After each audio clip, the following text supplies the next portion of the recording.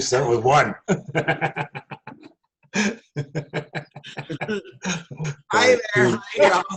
Thank you so much for joining and for joining the channel and for coming in to listen to this particular episode of Stories of Adversity. No, Stories of Victory over Adversity. Today's episode, I'm here meeting with my brother, Hugh Garfield Cato. And he's going to share a bit about his and our transition and transformation with our parents when we actually became the parents of our parents. And so, by way of introduction, this is my brother. But before we get into the details of who he is and how he became who he is, I just wanted to make mention that this is an ongoing series. So though there will be many episodes and interactions with Hugh and other members of the family talking about parenting our parents, there will also be other topics in this field of discussion on Sundays at 6 p.m. So hit the subscribe button and ring the bell so that you are notified whenever a new episode is uploaded. But for now, we're talking about the Cato clan. And so Hugh, why don't you share a little bit about who you are, aside from what you did in terms of the parenting our parents? Who am I? I'm going to say, in a nutshell, I'm just a guy who loves playing sports. My entire life, that has always been my focus. If you ask me what sport, or if you ask me, do you want to play? My response was always, sure. Then I'd find out what sport we're talking about playing. I grew up playing soccer. My first sport actually is hockey, but then I gravitated to soccer, and that became something that was my focus throughout my adult life. When I had kids, I got into coaching. I'm a coach, I'm a ref, and I'm still, like, all of these things, coaching, refing, playing, I still do all three. Right. And I also continue to play hockey, actually. So that's been my life. And through our journey with mom and dad, that was, I would say that was, to some degree, my escape, to a large degree from that. I mean, other than going home, but to a large degree, sports has always been my thing, and how I define myself. Okay. As an athlete. As an athlete. Exactly. I didn't want to be the one to say it. Thank you.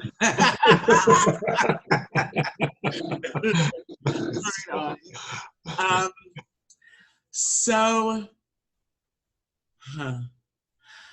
why don't we start with December 24th, 2004. 2004. Yeah. Yeah. I got a phone call. I got a phone call sitting at home one day with, and I got a call from Dad. And that phone call required that I just stop what I was doing and go to his place. Yeah. I don't think he gave me much details on the phone, but once I got there, he had told me that Mom had bitten him. And he described it in that she just latched onto his arm and wouldn't let go, or his forearm, and wouldn't let go. So while I was there dealing with that and trying to find out what's up, you showed up, and that's when I found out that the first phone call was actually to you. And I guess he couldn't get through to you, and I guess he just left a message. Yeah. So that's how we both wind up being there that day. And that was actually the start. So the story of that is that mom, we'd known at this point that mom was diagnosed with Alzheimer's, and dad was basically looking after her in that state, and had been. And I'm not sure exactly how long she'd been diagnosed, but dad was the one who was the primary caregiver for mom. Mm-hmm. That day that he called was the day that he needed help looking after mom.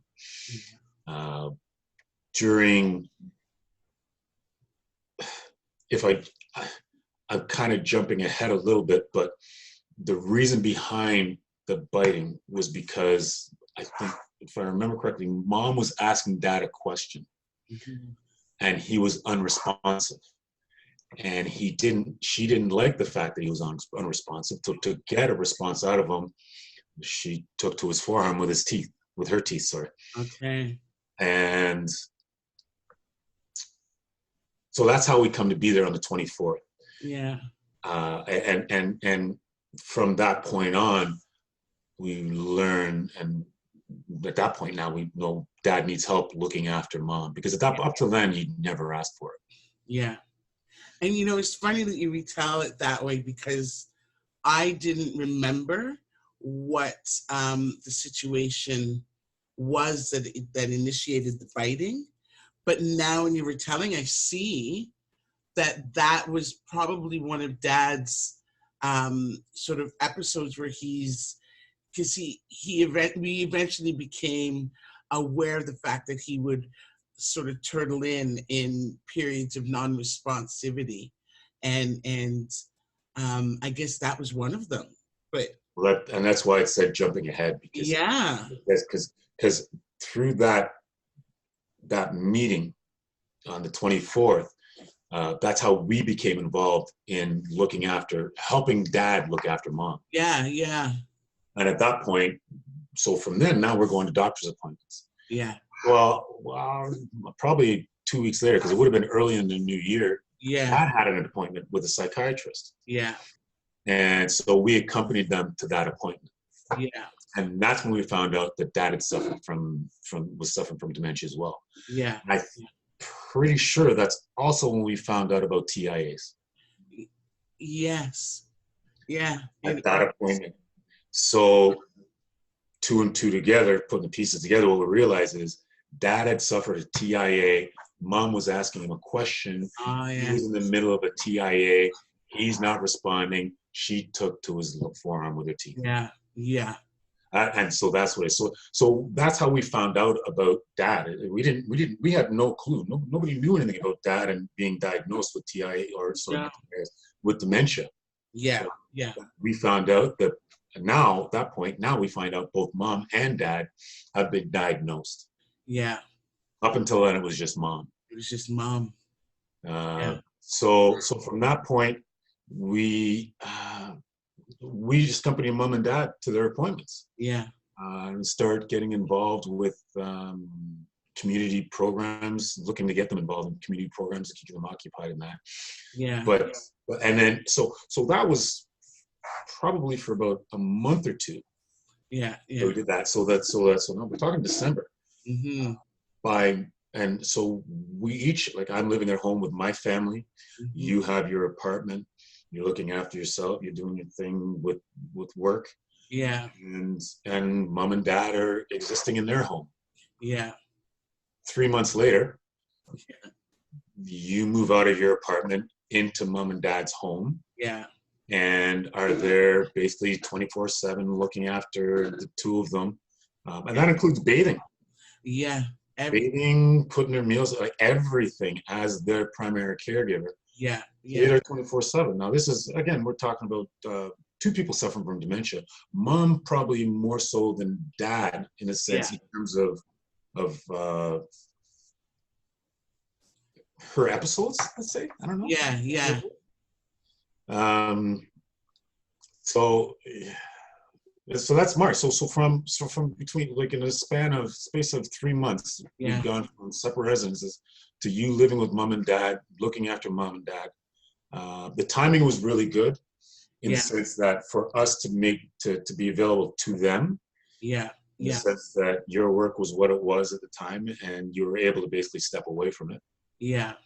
I had where I work, I was basically floating from 2 weeks of working to 2 weeks of sitting at home. Yeah. So I had my time was available as well, Yeah. but which was fortuitous because Absolutely. in you're looking after mom and dad. I mean, you're there 24/7, Yeah. and there are things that are involved with being there all the time. Yeah. So basically, well, the word we used to use was being hyper vigilant Yeah. all the time. And so what I would do is I would come over at about 10 o'clock every night and hang out till 2 or 3, and well, basically 2 or 3 or whatever time mom fell asleep. Yeah. Because she just would stay awake. Yeah. And so that's how we looked after them while they were at home. So that started in March. And as much as it seems like, it's funny how time was kind of suspended during that period, because I can remember very clearly the phone call on the 24th and retrieving that voice message. I can remember very clearly the sort of progression of things, but it seems like from the moment of that phone call, everything sort of spiraled so rapidly, and even between that 3-month period, between the December phone call and the moving in March, so much happened in that period that really caused both of us to have to transition to accommodate this new demand, which was mom and dad, and switch from being, just functioning in our own individual lives with our own individual circumstances, to switch from that rapidly into parenting. And that's the thing, because from that point on, mom and dad had appointments they needed to go to. Yeah. And up until then, dad had always managed those appointments for both of them. Yeah. From the 24th on, all of a sudden now it was us managing those appointments. Yeah. It was us making those appointments. It was us making sure that, because I can't honestly say that, because again, we're talking about a while ago. I don't remember, dad remembering that he had appointments, or the mom remembering the mom had appointments. So from that moment, however they were managing it, that it stopped, and it became us managing their time. And so when you, to that point about parenting, well, now it's like, mom, dad, look, we got to go. You have an appointment. We got to go. So they didn't have a choice. And so we're trying to have to find a way to get them. And that's not to say that we met resistance, but that's just to say that it became us dealing and us looking after their time. Yeah. So March rolls around, you move in, and then we spend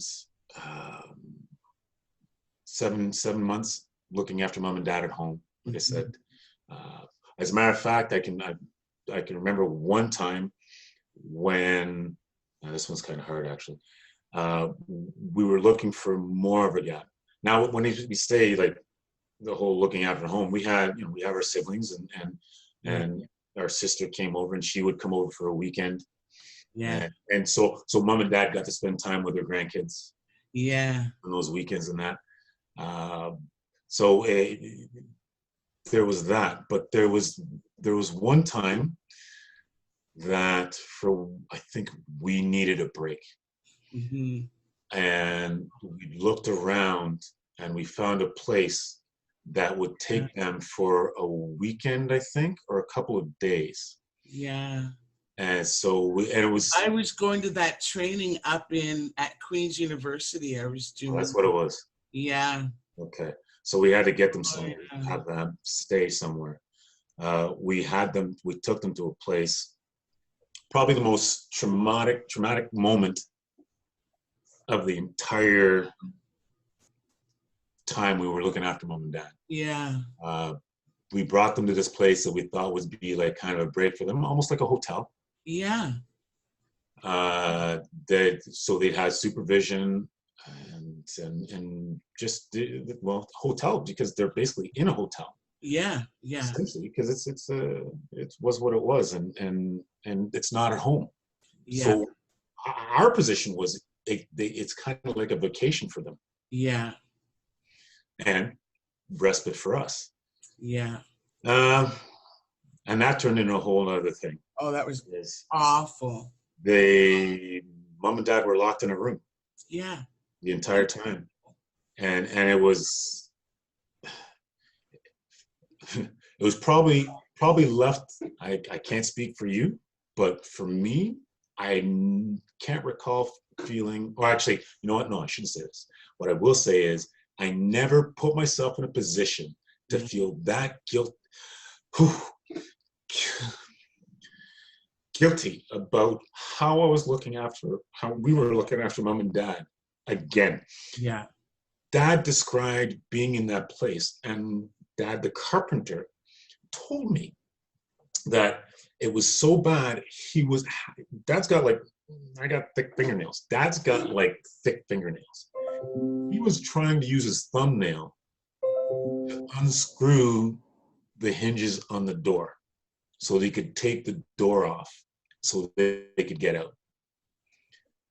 And that was the last time we let anybody else look after him. Yeah. Yeah. And that was in the first, that would have been before we got them in a nursing home. Yeah. Yeah. That was in the April. It was April? That was April, May, the end of April, beginning of May. It straddled the 2 months because that was the course at Queen's University that I took. Yeah. And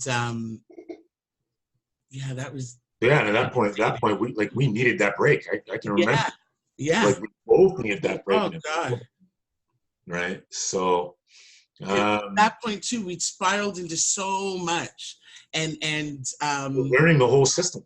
Yeah, and it was the recommendation of the care providers who said, you know, you need respite, and here's a place where you can get respite, and this will be good for you. And it's like, okay, and we did that, and I went to do the course, and you did your thing, and then we came back and picked them up, and it was just the worst. It was the worst. It was the worst. It was the worst experience and the best experience. Because from that point, it was like, listen, you don't tell me anything.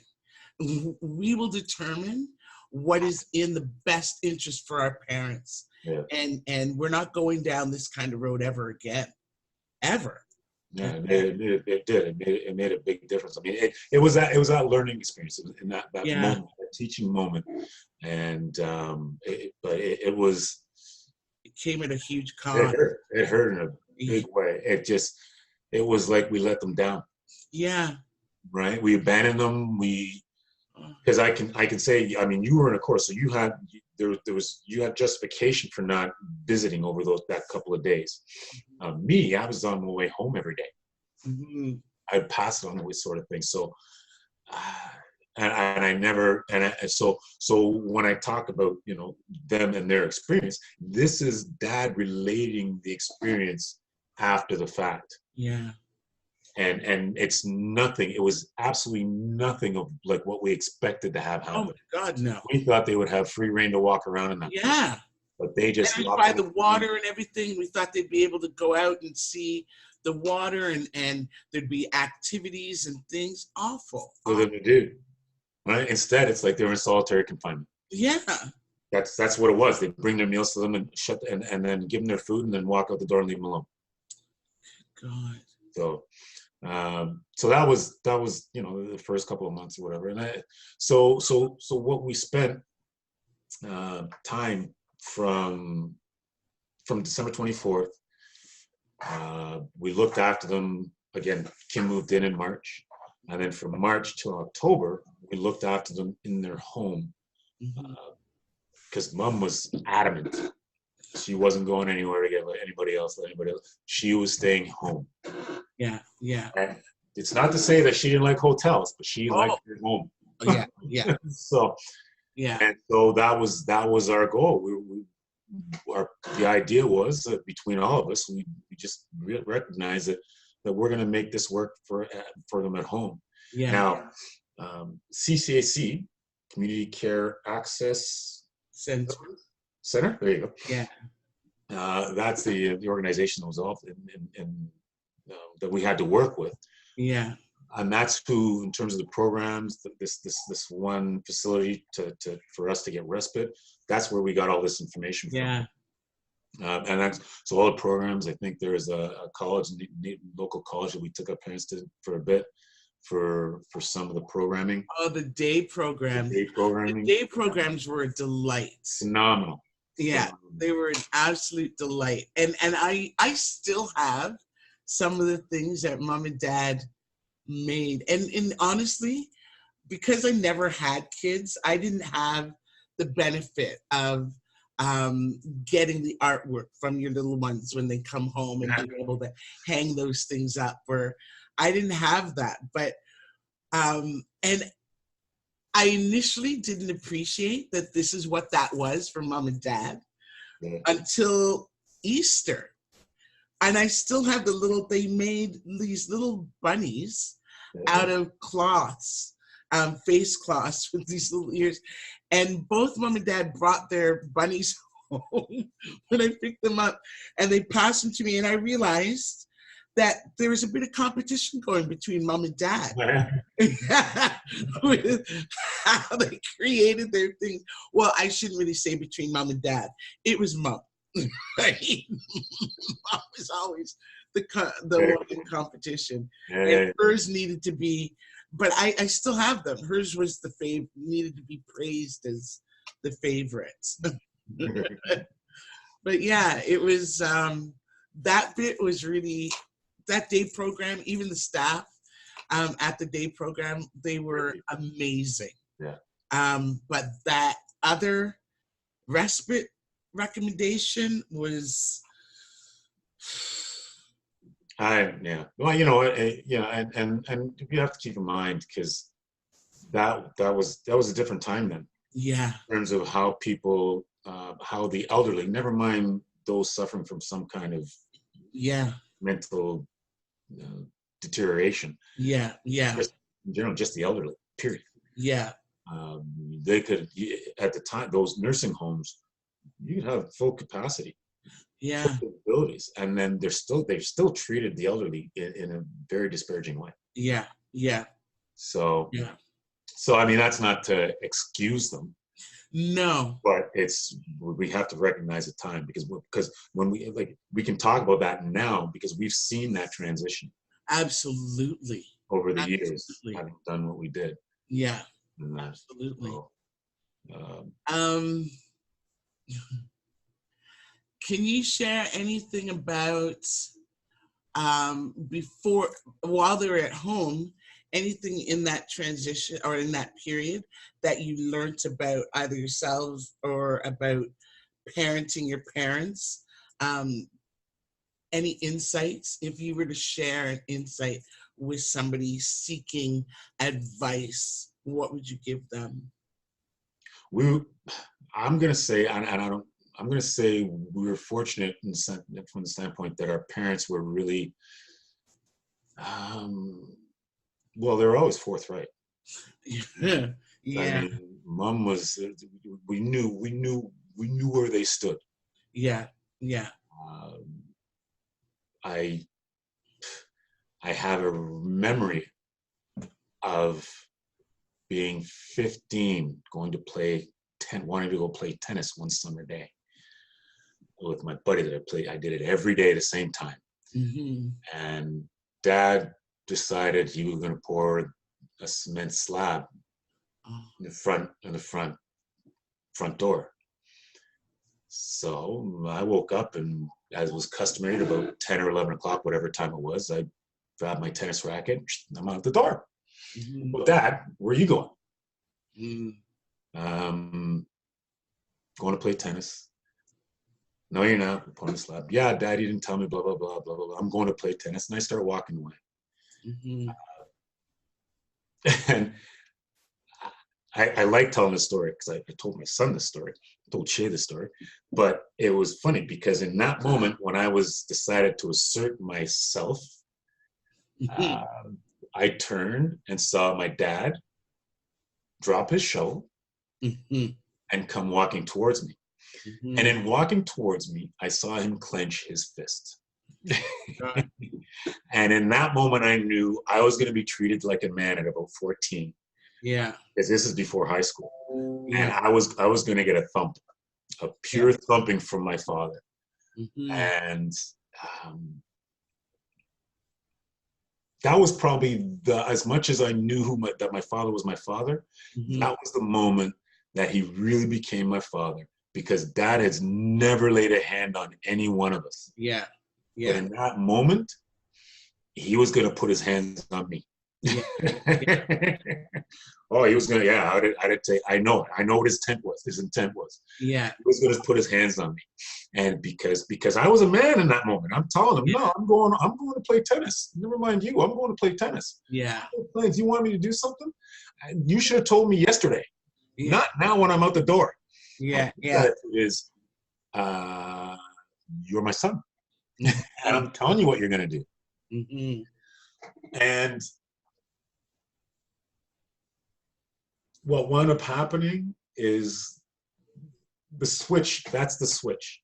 Yeah. Is 30 years later, I'm having to tell Dad, Dad, get ready because we got to go here this day, or Dad, we can't do this because this has to happen, or and I'm going to go to the garage. I've talked to you about some of the things that you know, going through the things we see,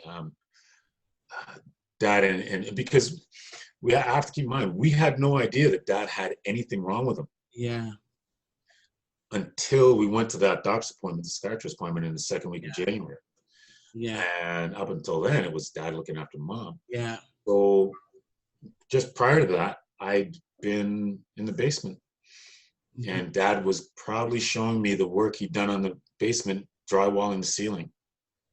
And I was, that's great job, Dad. And it wasn't until years later that I realized that he put all kinds of seams in that basement with the thing. So there wasn't one piece of drywall was any bigger than 4 feet by 4 feet. And which meant a whole lot of seams, a lot of taping, a lot of mud, a lot of sanding, a lot of dust. I wouldn't do that in the right frame of mind. Yeah. No carpenter would. Yeah. So I just, when I look back on that moment, not seeing that for what it is. Yeah. And that was eye-opening. Yeah. So we can talk about dementia. I had no idea what dementia was. Like, I mean, for me, there was only one thing. It was called Alzheimer's. Yeah. And then I found out about dementia. Yeah. And so then we're sitting at home and looking after Mom and Dad. One day, Dad decided he wanted a meat pie. And I chose to stay out of the process of cooking this meat pie, aside from just being an observer. Yeah. So Dad put the meat pie in, turned it on. I did everything the way he was supposed to do. He always has done. And then came back, however long, 10 minutes later, checked the pie. Okay, it's not ready. 45 minutes later, he's still coming to check the pie. And at this point, it's pretty much blackened on the top. Oh. And that's when I realized that he could do everything up to the time when you'd have to understand and recognize and see that the pie was ready and he could take it out. Yeah. So there was a disconnect between the cooking and once it was finished cooking. And that pie burned to a crisp. I mean, because I let it, but I let it for a reason. and it's okay. I never made him eat it. No. but, but I did. I had to see it, and that was my first foray into really seeing what the dementia did to Dad, because we're talking about neural pathways. Yeah. And depending on what pathways are damaged, how it affects our loved ones is going to be different. Yeah. What one diagnosis for one parent isn't going to be the same. That dementia diagnosis doesn't mean anything other than here's the umbrella. So now you have to look for things. Yeah. So that was probably the biggest thing, is like, if I were to walk away, you have to get to know your parents. Yeah. It's great to know them before. Yeah. But you have to learn them Now. in the throes of whatever they're going through. Yeah. And truthfully, because they had the same diagnosis, but Mom and Dad presented completely differently. You wouldn't even know Mom was suffering. Yeah. Was going through anything. Yeah. Dad, yeah, you could see it, because there were certain things in terms of behaviors and that, but immediate behaviors, his short-term memory, he had no short-term memory. Yeah. He couldn't tell time. Yeah. I don't know about his reading. His reading was suspect. Yeah. But with Mom, you wouldn't have known. Never. If we didn't know her, we wouldn't have known. We've talked numerous occasions about the times when they'd be on the phone talking to friends. Yeah. And if we didn't know, again, because we're around them, these people were visiting them on a regular basis, and they would talk about it. And, well, not up to this point. Up to this point, it wasn't really something that was really a regular occurrence, aside from special occasions. But these people were in regular communication with Mom and Dad. Mm-hmm. So they knew. Yeah. But they didn't know. I had no clue. And they especially didn't know when Mom and Dad would be speaking to them on the phone. Oh, yeah. Because had we not known, witnessing these conversations on the phone, we would not even have believed that there was anything wrong with Mom and Dad. Yeah. So that dementia that we talk about, that the doctors have diagnosed, only comes out in certain ways. And then there are familiar things that for them, where they just bounce right back into that role that they always had. Yeah. So Dad being, I talked about the drywall, Dad now would be having these comprehensive conversations about construction. Yeah. With these people he was talking, and I'd be listening to this. Yes. Now, mind you, again, I didn't recognize the issues at the time for what they were. Yeah.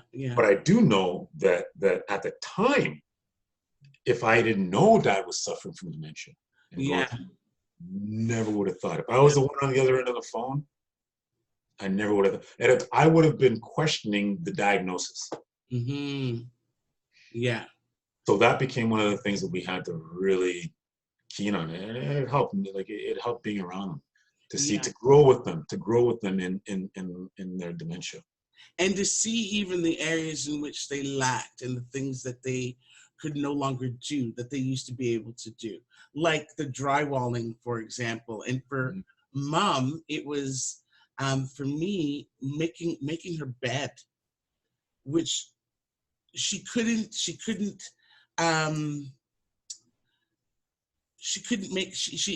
make the bed. And this was something, laundry and bed and house cleaning and things being organized and put together, that has always been Mom. And to see her unable to spread the sheet on the bed and do it and have the matching sheets and things was like shockingly, it was mind-numbing for me. And those were things that people on a regular would not see, and they wouldn't even weigh that as significant. But that's only because they didn't know Mom. They didn't know Mom. Yeah. And in the same manner as somebody looking at the basement and seeing, you know, the multitude of drywall pieces to form the covering, they would just see, job well done, you've completed this task, without noting that this is not the workmanship of the excellent carpenter Dad always was. And it's in getting to know them in this point of parenting them and reestablishing that relationship and identifying the areas in which they lack, that you really do you do appreciate and know that the diagnosis is real, and then you can try to figure out ways to support them in it.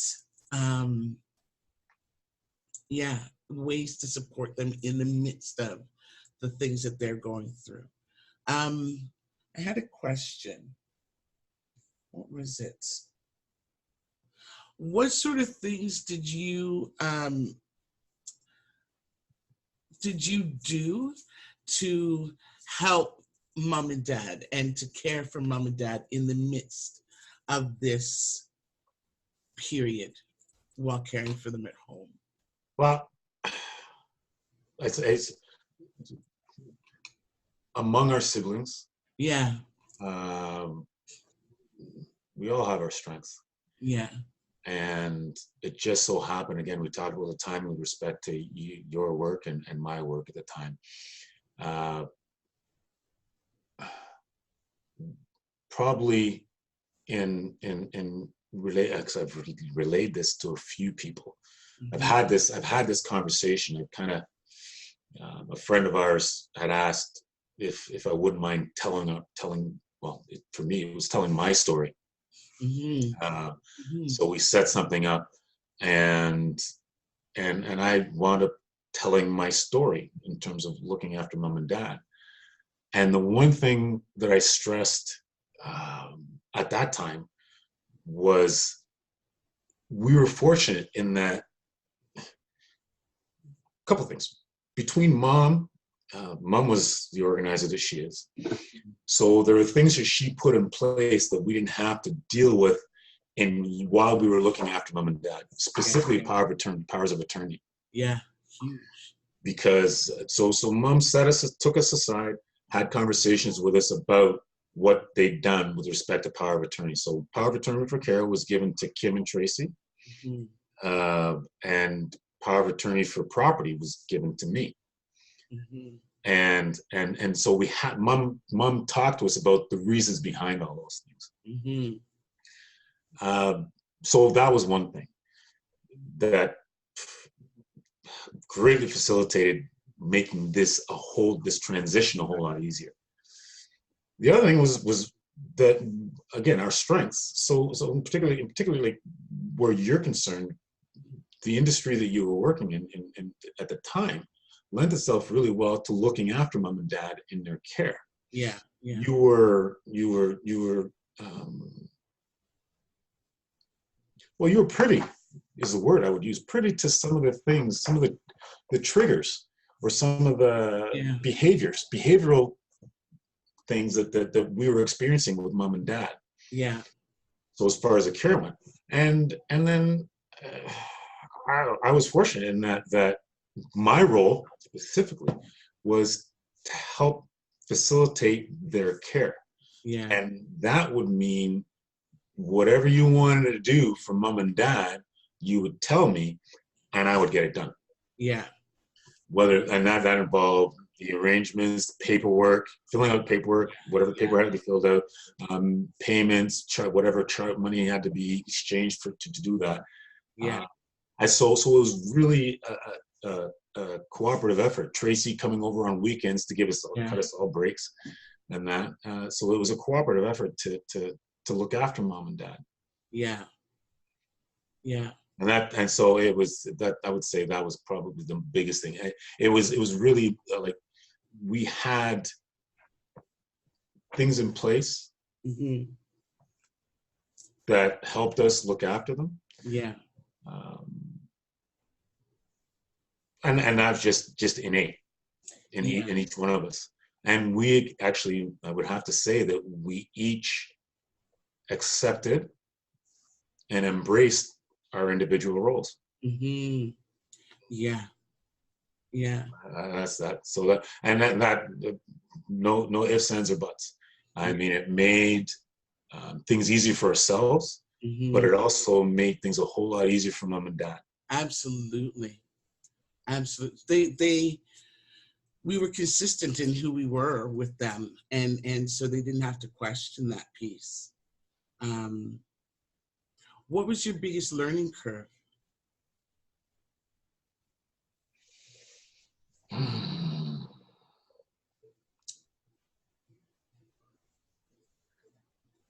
I don't know if it was a learning curve, because you and I had spoken about it lots of times, but because I accepted it readily.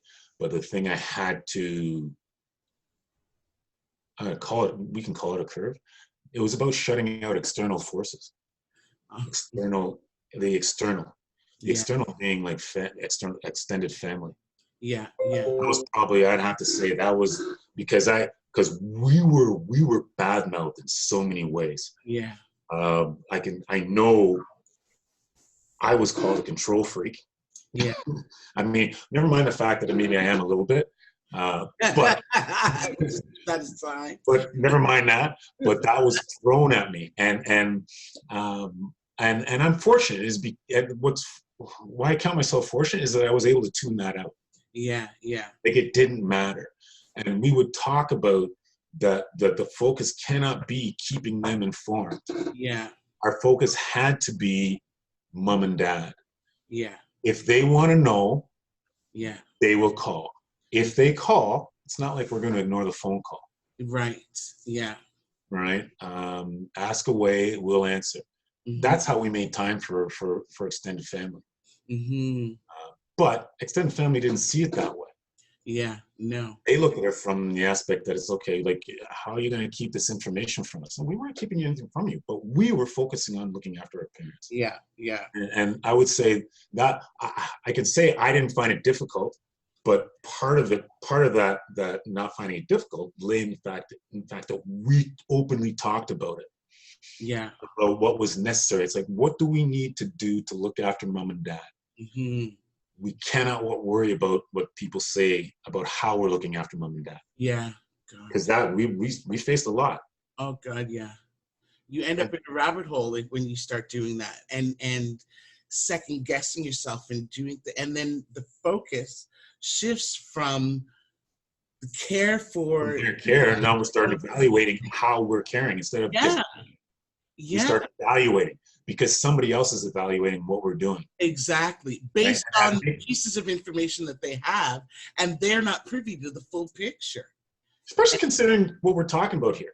Because they don't see, again, at that time, Alzheimer's, dementia, especially culturally, from a cultural perspective, because that's what we're talking about here. Absolutely. Because the people that we're specifically the people we're talking about, most of them didn't live here. Yes. Yeah.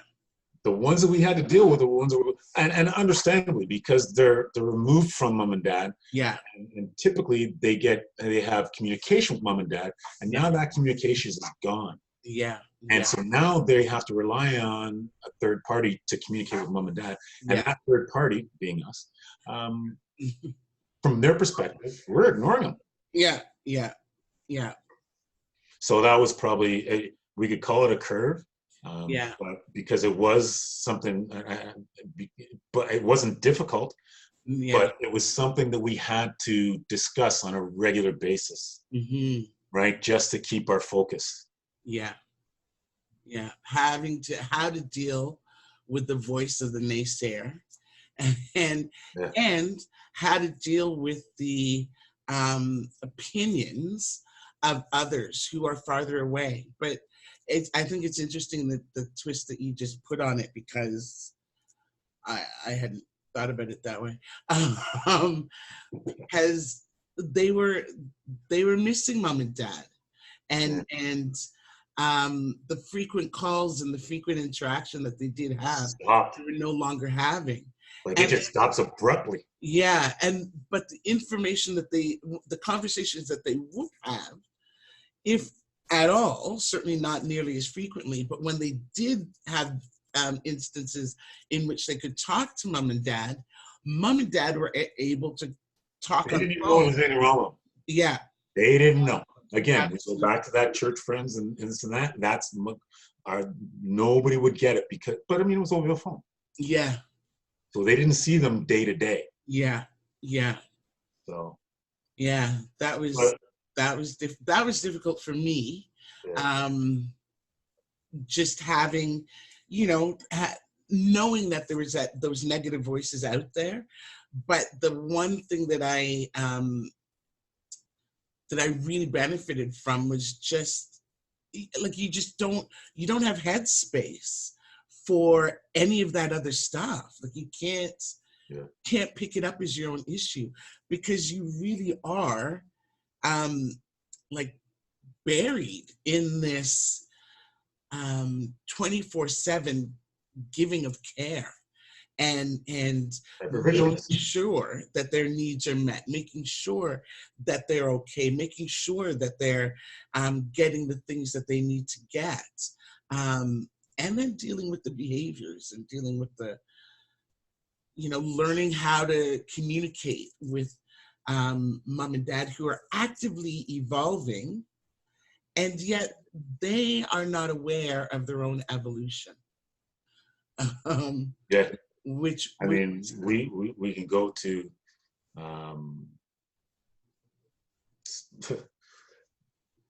we can go to the day that I got that phone call. I was on my way to dinner at my in-laws. Yeah. And you get a phone call. Or I get a phone call from you. Yeah. And because mom's not letting you drive her car. So it's interesting because in terms of curves, learning curves, again, back to that curve, I had a rapport. I had a different rapport with mom and dad than the rest of you. Yeah. The rest of my siblings. And I can't even explain it. I don't know why. You were the favorite. You were the favorite. You're the only people I don't tell about that. Everybody else, all my friends know. I tell them I was the favorite. I don't like to lord it over y'all. So, but and so it was one of those things that so it was never an issue whenever I had to get involved in anything with mom and dad. And we say anything with mom and dad because dad was never an issue. No. Anything with mom. Yeah. And so this particular time, mom was like, no, I'm driving home. And couldn't commit. This is the middle of winter. Now, at this time, she really can't drive. And the only thing that had been done is the doctor hadn't revoked her license. Yeah. But the car was still in her name. Yeah. She still had her driver's license. And I arrived at that underground parking in the middle of winter. It was awesome. Cops and mom and dad. And I'm pretty sure there were a few times that mom raised her voice because we know how she can get. Yes. And she was adamant. There was no ifs, ands, and buts. Nobody was driving that car home but her. Yeah. That had us in that parking lot for easily 2-3 hours. Okay. Actually, I'm going to say maybe more because I know it was before 6 o'clock that I showed up. Yeah. And we didn't get home till 10. Yeah. Yeah. And that entire time that I was there, mom sat in the driver's seat and dad sat in the passenger seat. Yeah. Which was cool. It's testament to dad because that's dad supporting his wife. Yeah. Yeah. Yeah. So much so that he wound up peeing himself. Yeah. And that was probably that was tough. Absolutely. But when we talk about the dementia on that, and looking after our parents and parenting our parents. Yeah. So when I speak to my relationship with mom and dad, at no time had I ever had to negotiate, manipulate. And it was, if I said, this is what we're doing, they just did it. Yeah. It was jump, how high? Yeah. This particular day was the day that I learned that even that had its limits, because mom was adamant and there was nothing I could do to convince her. So this was me. That was my first time actually having to really negotiate with mom and dad about anything. Yeah. And what I'll say is, from that moment on, in the back of my mind, everything was a negotiation with mom and dad. Yeah. Yeah. Yeah. That's what I had to learn. And that from that moment, and I can honestly say unequivocally that there was not a thing that I said that convinced mom to relinquish that seat in the driver's chair. But what happened was the only thing that was ever gonna happen. And that was mom getting in the back seat, Kim driving my car, driving my car, right, and me driving their car home. That's how I found out Dad peed himself, because we're driving home. So you tell me, Pete, you know how to put it, I pissed myself.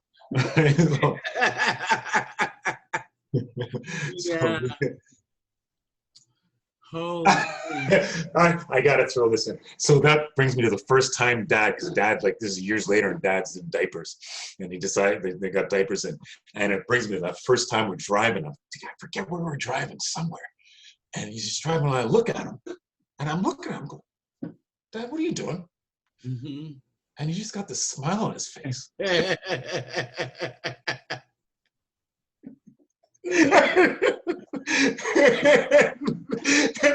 then I'm sitting there like, oh no.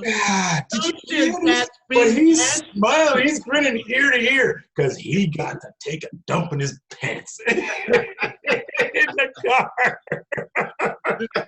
So I'm like, I'm just thinking, I'm going, too bad he wasn't wearing them then. He'd have been sitting there just in cloud, man, yeah, go ahead, do what you want, Hillary.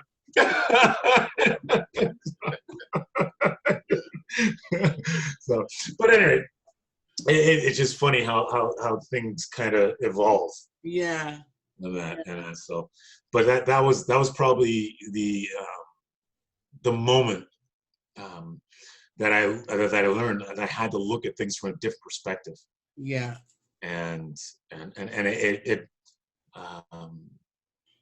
I'm going to say that just the whole experience, I would never trade it for the world, aside from having mom and dad healthy.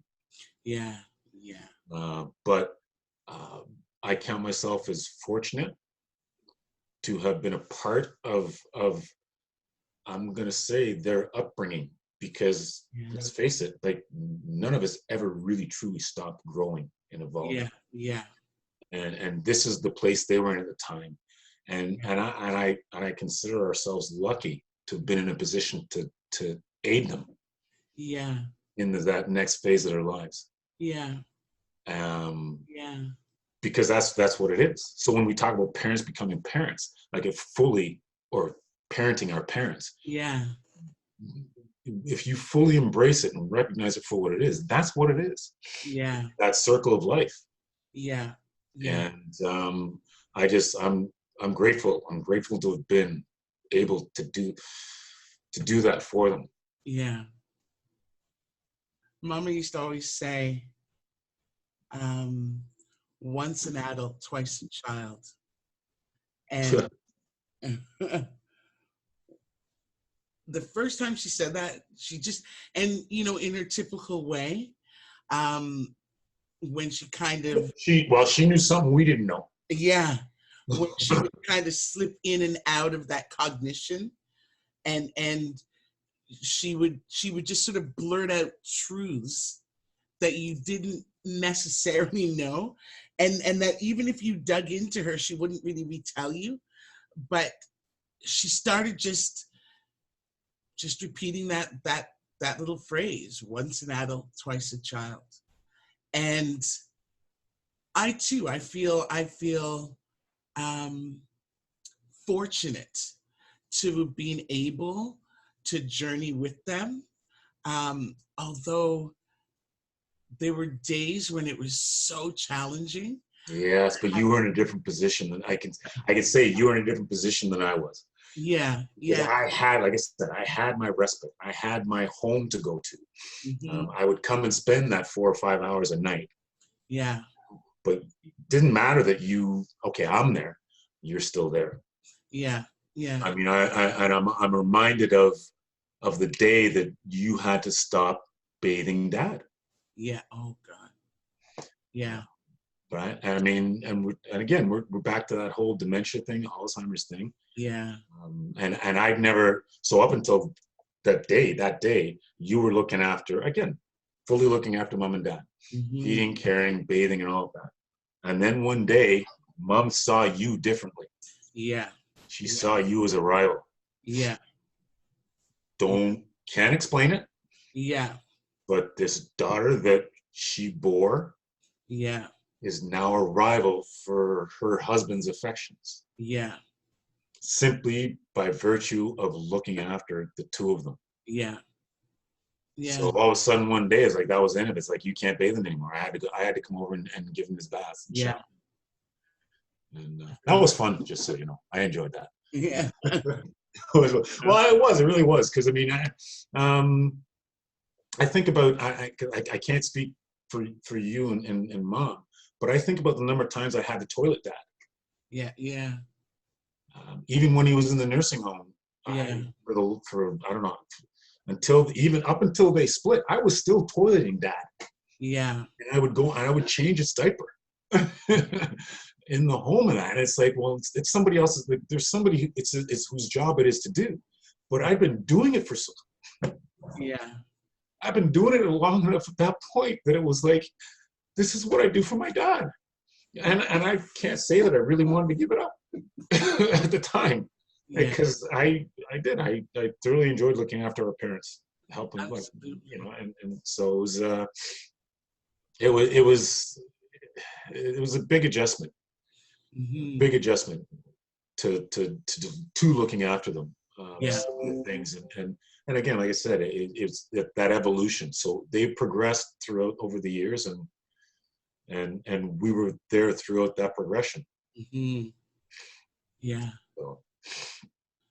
Because it's 2014, 2018 was when Dad passed. 2009 was when Mom passed. Yeah.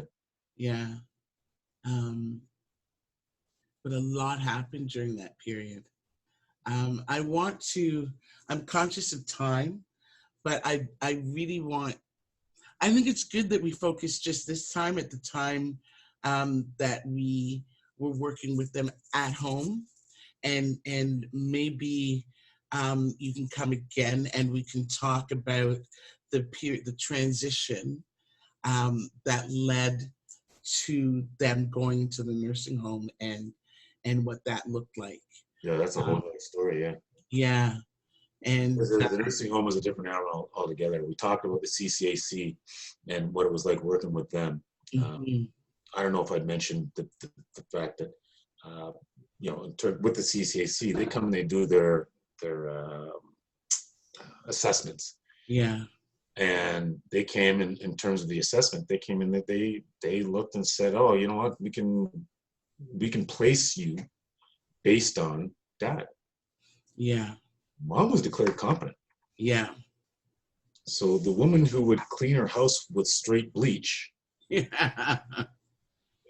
simply because something was bothering her, not because it needed to be cleaned. Because it's not like, right, she'd clean it and then go back, fill the bucket back up with straight bleach again and do it again and start all over again. I can remember the number of times I came in, it was like, and that's how we wound up having to take the bleach out of the house altogether. Yeah. Me walking in the door, smelling the bleach in the house. Yeah, and those fumes. It was nuts. Yeah. That's just it's so. It was different. It was challenging. We really had to. We had to learn how to speak to Mom and Dad. Yeah. We had to learn how to speak to them again, and by speak, really, what it means is we had to they communicated in such a different way. Yeah. From this point on. Yeah. And yeah. we could be talking to them and having the conversation, and everything's cool. And then you turn around and they're doing something. Yeah. And it's like, where's that coming from? Yeah. Yeah. So it was just being cognizant of that. And I would say for anybody who's in this position, you can't walk in thinking these are your parents. Yeah. You have to go in thinking, I've got to get to know my parents. Yes. Yes. Because they're not the same people. Yeah. Yeah. Pre and post diagnosis, they are not the same people. And all along, just when you think you know them, they change and evolve. And you've got to walk the flow that they are now flowing. You've just got to learn their language, learn their flow, and go with them, as opposed to dictating to them. Which is very easy to do. It's very easy to do.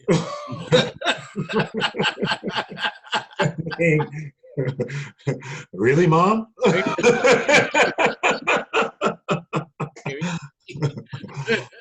So we can call it negotiate. I laugh when I think about that night at the grocery store, and I laugh because I'm absolutely positive it's nothing I said that convinced Mom to relinquish the control of that car. Yeah, he just decided to relinquish control of that car.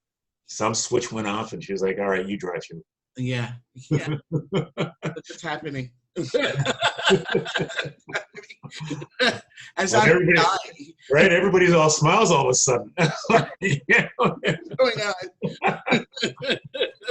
Have this happen.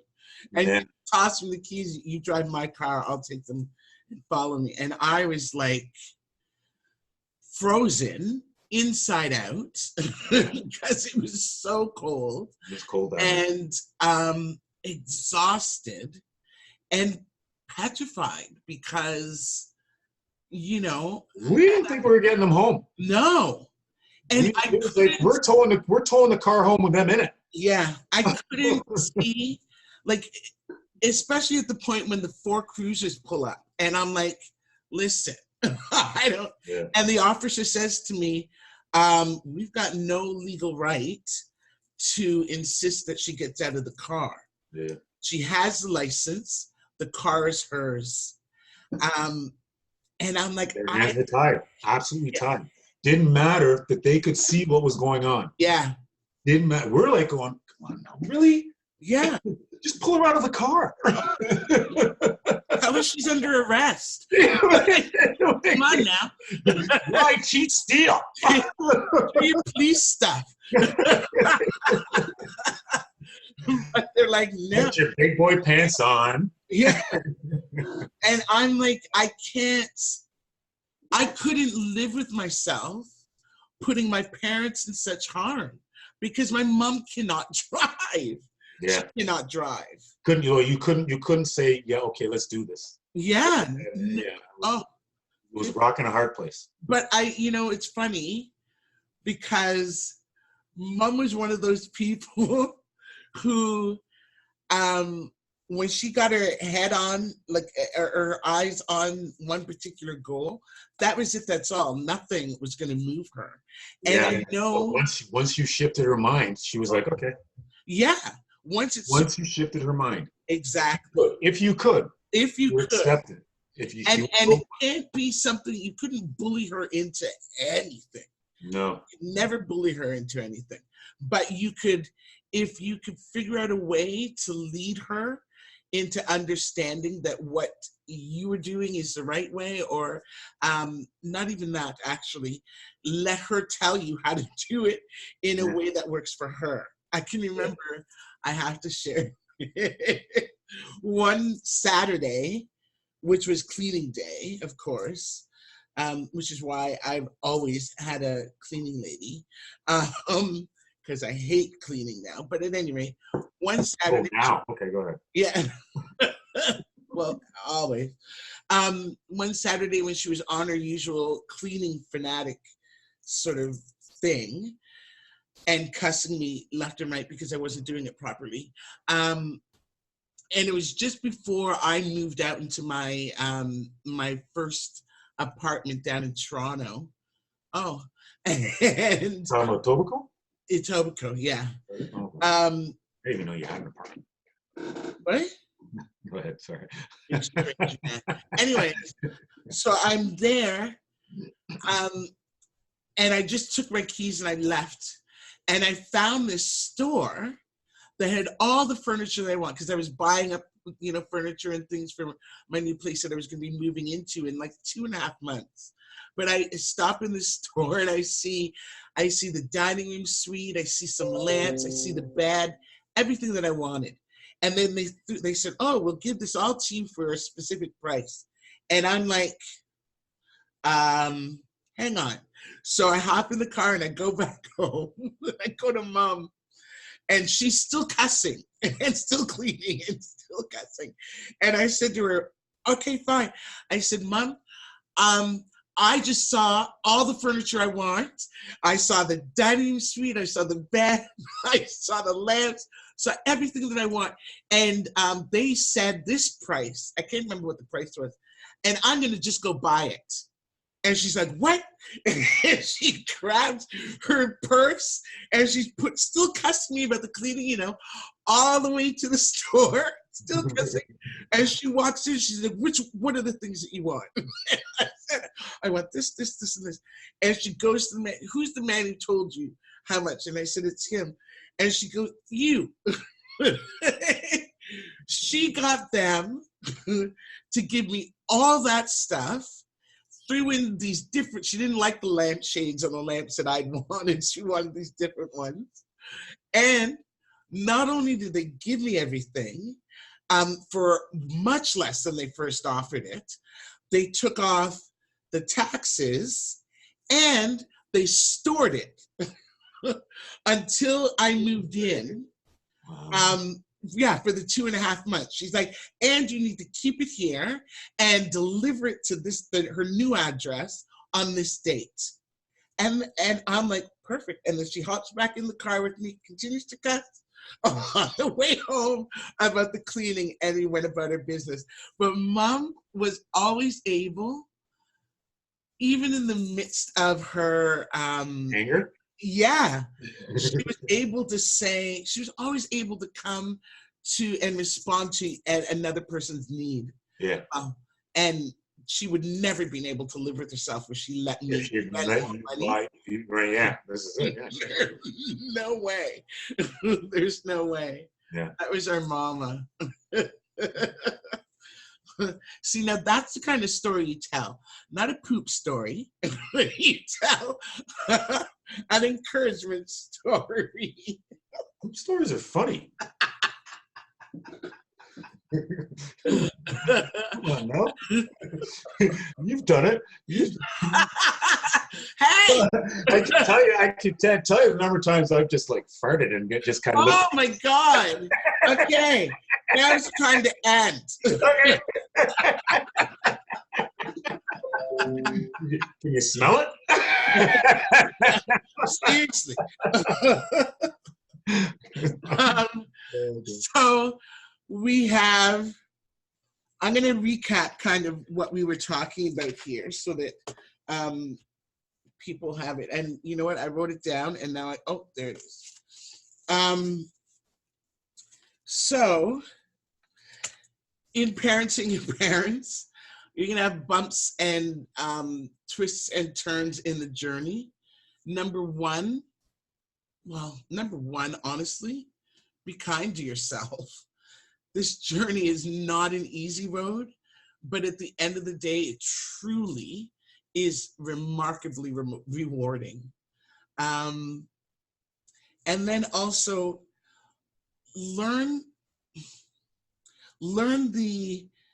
remember the relational, the relationship role that you've had with your parents. You are always the child, and that for them in their sight won't change. So in order to be able to appropriately and actually fully help them live their best life, you really have to learn how to negotiate and learn how to motivate on terms that make sense for them. And the only way, as their children, yeah, right? and the only way you're going to be able to do that is if you learn the language that they are currently speaking. Yeah. Because it'll evolve, it'll flow, and you need to evolve and flow with them. Huey's going to come back clearly. Actually, and just add this one piece. Yes. This is vital to looking after our parents.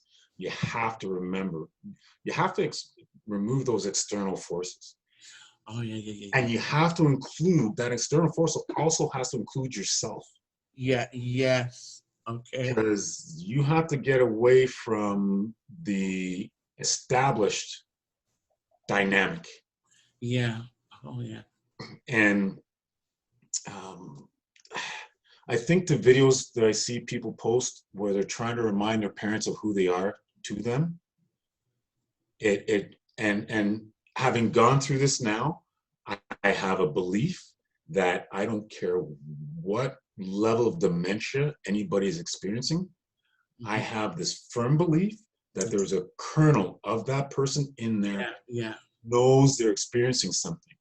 Yeah. The issue isn't that they don't know it. The issue is they don't have the capacity to express that. Yes. Yes. And so we have to get remove those preconceived notions about who our parents are.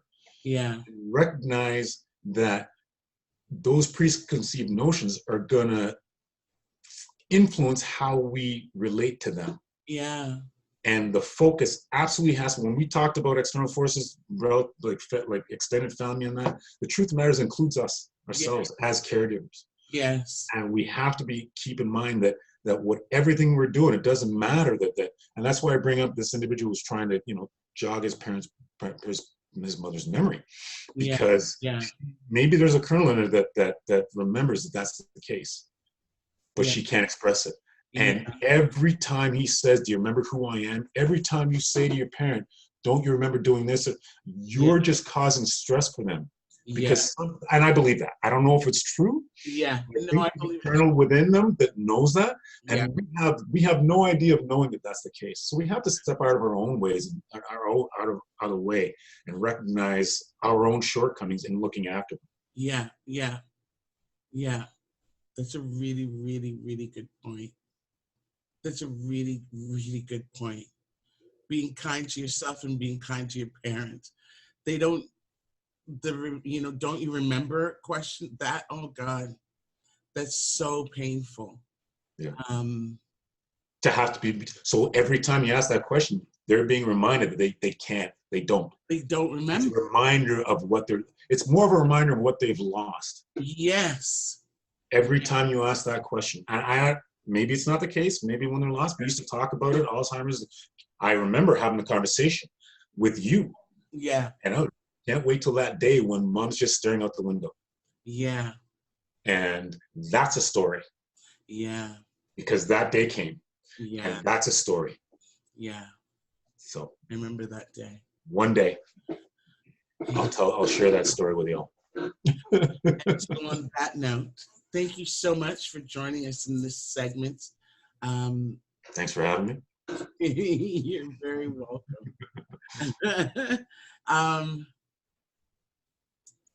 Hit the subscribe button and ring the bell, because we're uploading new episodes every Sunday from this particular series of, I'm trying to remember the name, Stories of Victory Over Adversity. And every Wednesday, we upload episodes from Cato's Cannabis Chronicles. And please leave comments in below, and look in the description. I'll leave information in the description about what you can expect in the future and these sort of things. But most of all, please know that we really do appreciate your willingness to listen. And we really do want to give you tools and tips and strategies to make this part of the journey of parenting your parents enjoyable, bearable, help you know that though it's trying and though it can be difficult at times, you're stronger for it, honestly. Do you have anything you wanted to add, Huey? No, I can tell you that I can say that it really was the most rewarding experience. From when I think about it, I look back on it. I really wouldn't wish it on my parents again. No. But I love looking after my parents. Yeah. That's it. If I had it to do over again, I'd do it over again. Yeah. Yeah.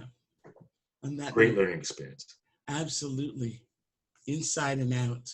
Yeah. It's transformational. It really, truly is. Thanks so much for joining us, Huey. Thanks for having me. All of you who are watching and listening, thank you so much for joining. You take care. Y'all again. Okay. Bye now.